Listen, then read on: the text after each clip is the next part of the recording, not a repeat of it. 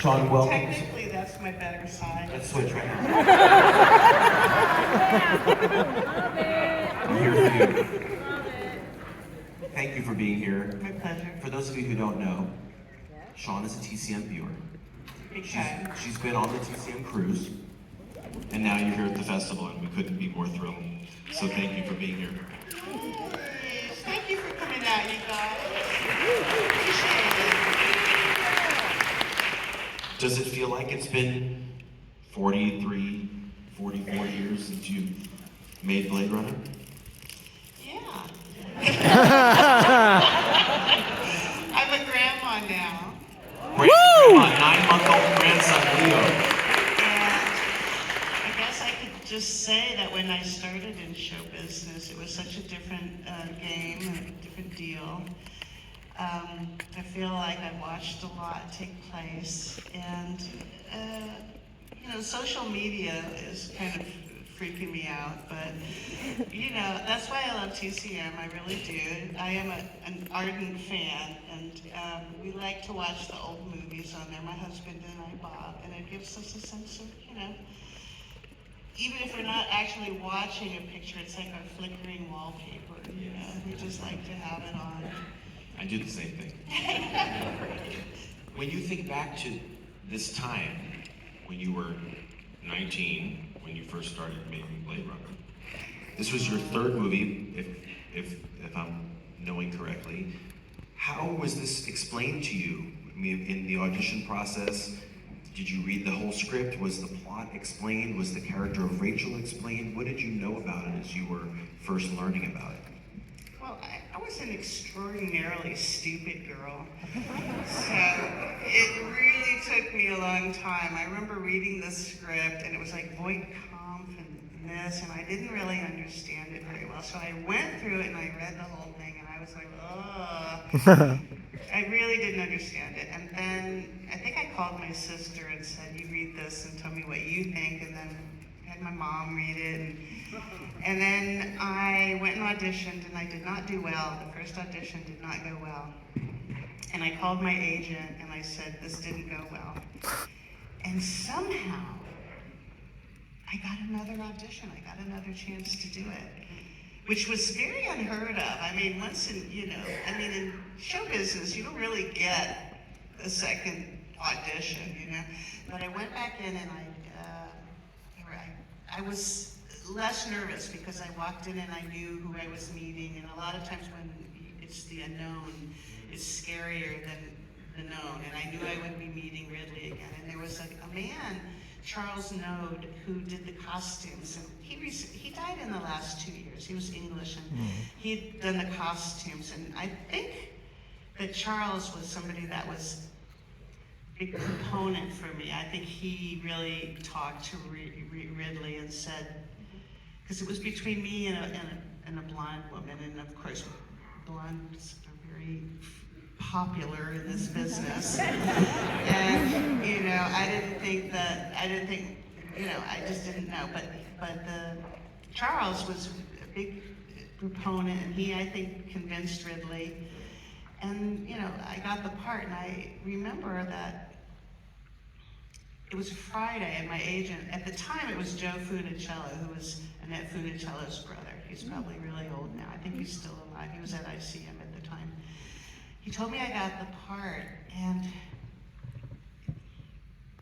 I was, oh great, but then I was like, oh shit, And I wasn't quite sure, because I was 19, and I wasn't really, you want to do well, and I was a little bit afraid, and I had like a little dip in energy, thinking, and I thought, well, tits up and out, go. Do your best. What else are you gonna do? Do it. But there's a real assuredness to your performance. Yeah. What do you pin that to? There's no real answer to that question. I mean, I try to say to my husband a lot of times, listen, if you had wanted somebody that wasn't a bitch, you needed to marry someone else, If you want me to be happy, don't leave me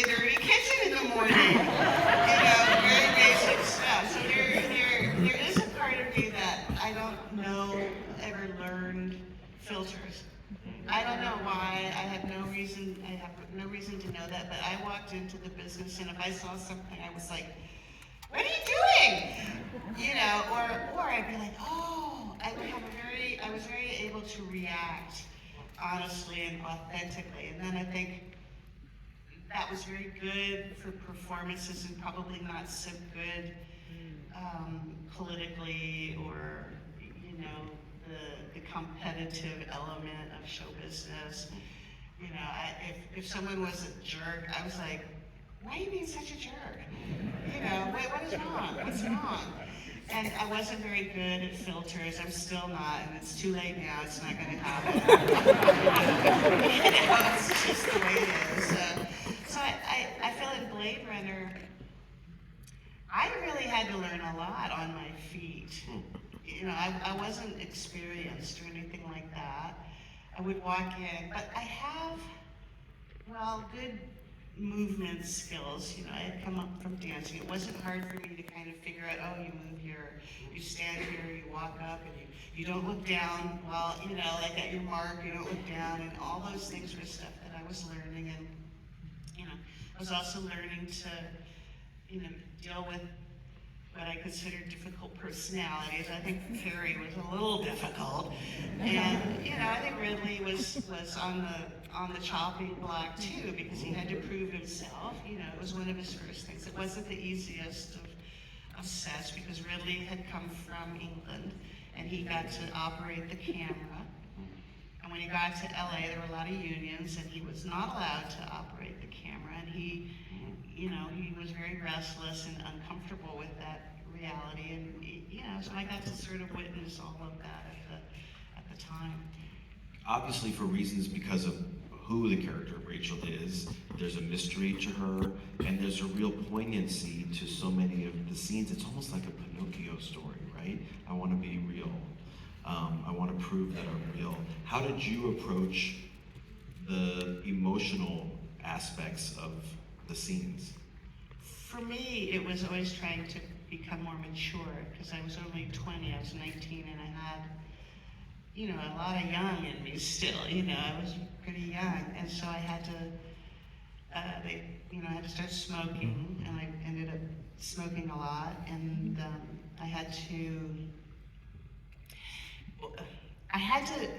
I don't know if you guys have ever noticed this, but have you ever noticed that George Clooney kind of goes like that with his head? Yeah. He does that, and I did the same thing. I did the same thing. I used to just kind of, I would talk and I'd go like, right? And who knows why I did that? I don't even know why George does that, right? You know, so, but he has that little wobble, and so they in my close-ups, they would, they put a little clamp on the back of my head.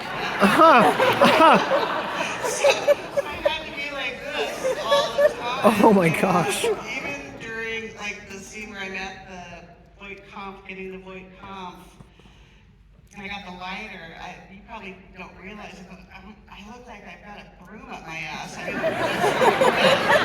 right? I'm like going like this, and I'm not allowed to move because there's a light behind my head, and if I go back, it's gonna. So I gotta be like right here, and then I'm dealing with the lighter, and if you'll recall, you'll see it tonight. This will be a little interesting thing for you to notice, which is, what if I sit down and I'm there, I'm like this. I take the lighter and I'm trying to get this lighter to light, and I can't move, so I go, and I'm lighting this lighter, and I'm finally doing it, and I'm very, very stiff, and I can't move. And Marie, she was the script supervisor. There were all these times when they were cutting, and I didn't know any of this at the time, like continuity. You have to match everything that you do in every other scene. I'm great at that now, but I wasn't then. And I said, Marie, just like this.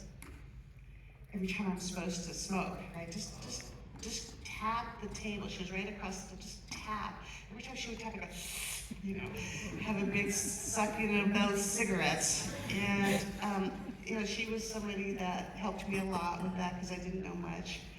And it was an amazing experience. There was one other thing to notice in the scene